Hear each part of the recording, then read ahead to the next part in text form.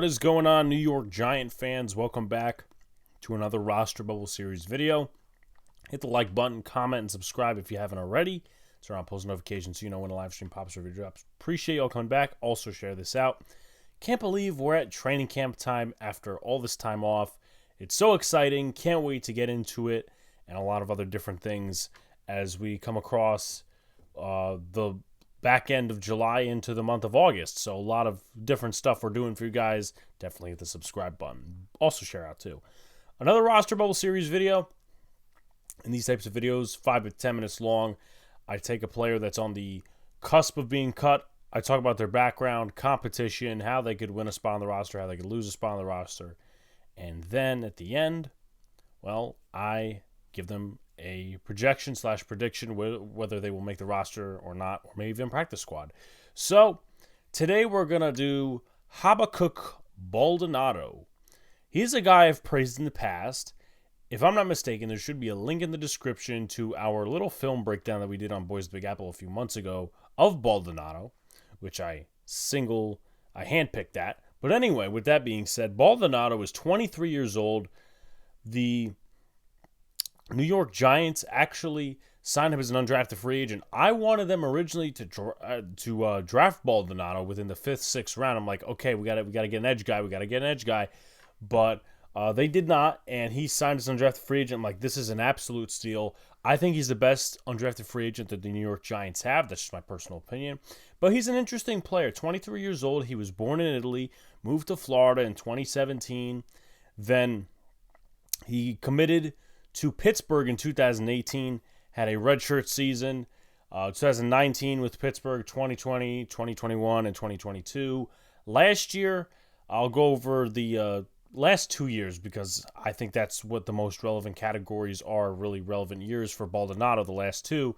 So last year for Pittsburgh, 2 sacks, 25 total tackles, 2 pass deflections in 9 games. You go to the year prior where he actually won second team All-ACC. He had a much better year, 41 tackles in 14 games, 12 tackles for loss, 9 sacks, a fumble recovery, and a forced fumble. So 4 years at Pitt, all that other stuff. Here's what I gathered right now and also going to the pre-draft process when we did the film breakdown. He's a power rusher. I don't think that he's got really a speed element to him. He just looks like more of a power rusher. And I think the New York Giants can kind of use that in the back room where O'Shane Ximenez, he's a guy that's a speed rusher. Tamon Fox, probably a speed rusher. Some power moves as well. But I think the Giants could use that because you got Kayvon who could do a couple of different things, who's going to be a starter. You also have Aziz who's going to start. Hopefully he doesn't get injured, but could do a load of things as well. But, Baldonado, power rusher. His footwork is nice. He's got good dip around the edge on the film breakdown, which I've referenced about 1,000 times in this video already. He's about this close to hitting the quarterback on a lot of different plays. You'll see that. Sets the edge really well in the running game. And the Giants haven't really had any good depth linebackers that have been able to do that. Last year, the year before, they really haven't had guys where, they're setting the edge as well. Outside of, Kayvon and Aziz. And Aziz is still working on his run defense. But that's something that Baldonado brings to the table. He can play the run really well. And also, despite the low production, if you watch the film, not just look at the stats, but if you watch the film on Baldonado from 2022, you will see that he makes a lot of plays against the pass and against the run. Tipping passes, getting in the backfield somehow. There's a lot of different things he does.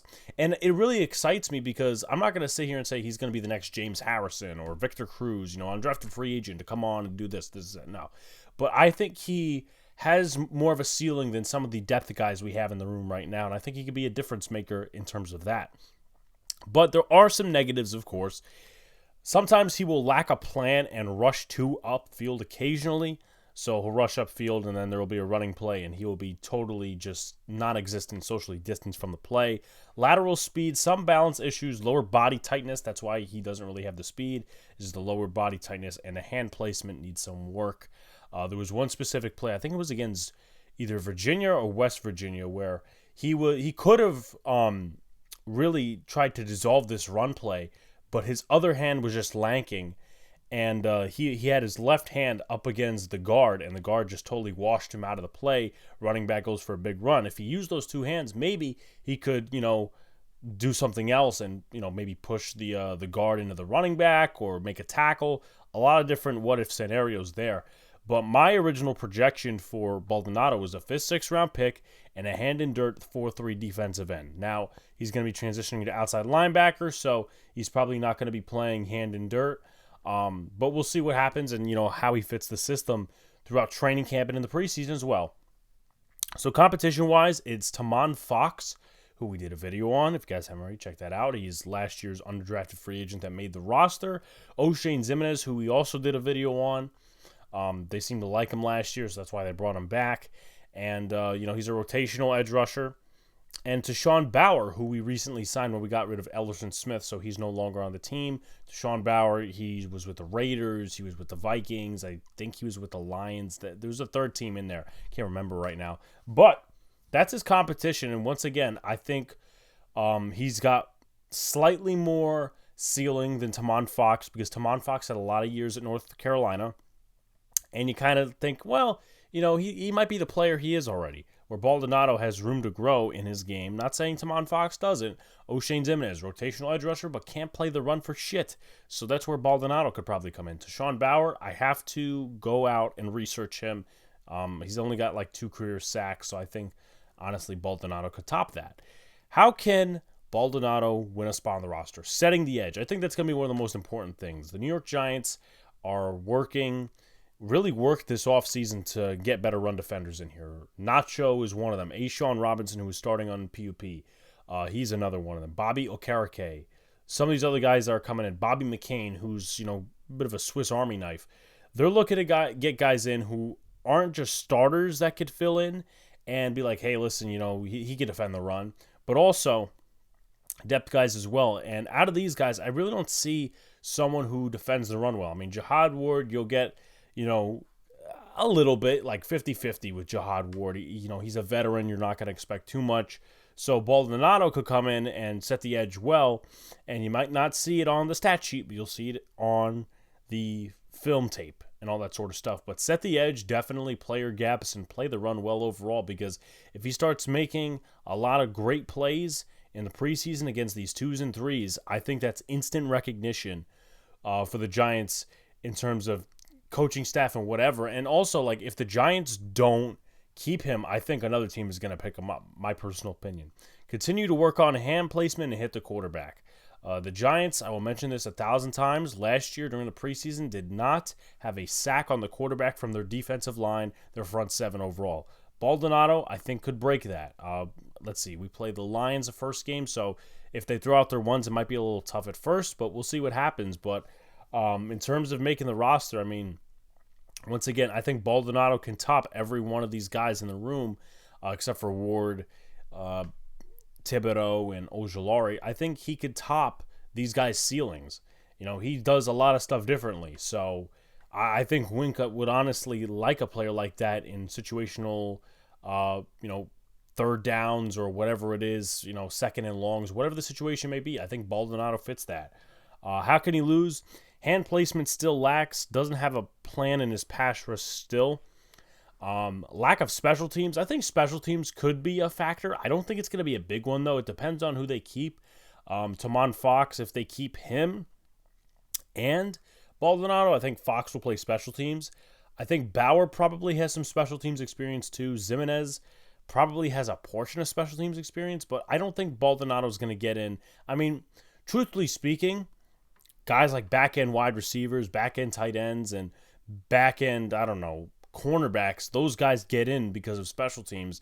For some reason, I just don't see that being for Baldonado. But if he does play special teams, kickoff coverage, punt return coverage, blocks a kick, something like that, that's definitely a path onto the roster. But I don't think it's a negative to count against him if he doesn't make the roster.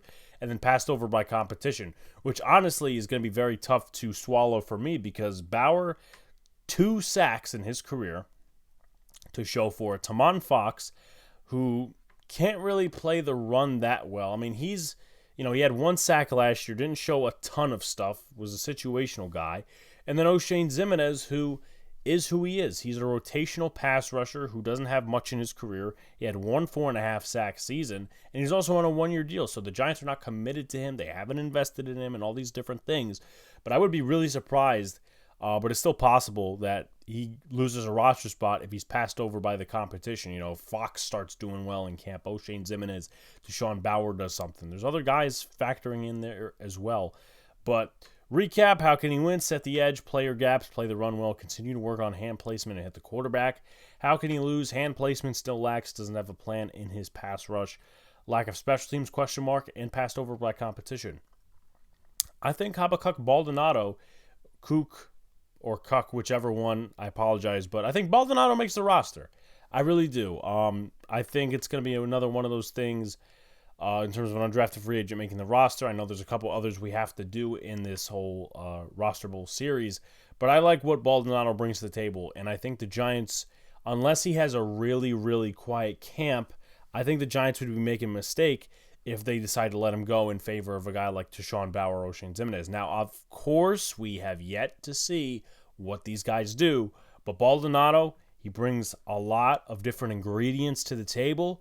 I think he's better than Tamon Fox in terms of, you know, what he could be in terms of a ceiling player. O'Shane Ximines, Deshaun Bauer. I mean, he's a young kid. I'm not saying cut all these different guys and, you know, just say, hey, Baldonado's the backup, but it's going to be up to the coaching staff. I think Baldonado makes the roster. I think he's an exciting player too. And I can't wait to watch him in camp as well. Like, comment, subscribe to all the good stuff. Turn on post notifications so you know when a live stream pops or video drops. Appreciate you all coming back. Peace out, guys. See you later. Stay cool.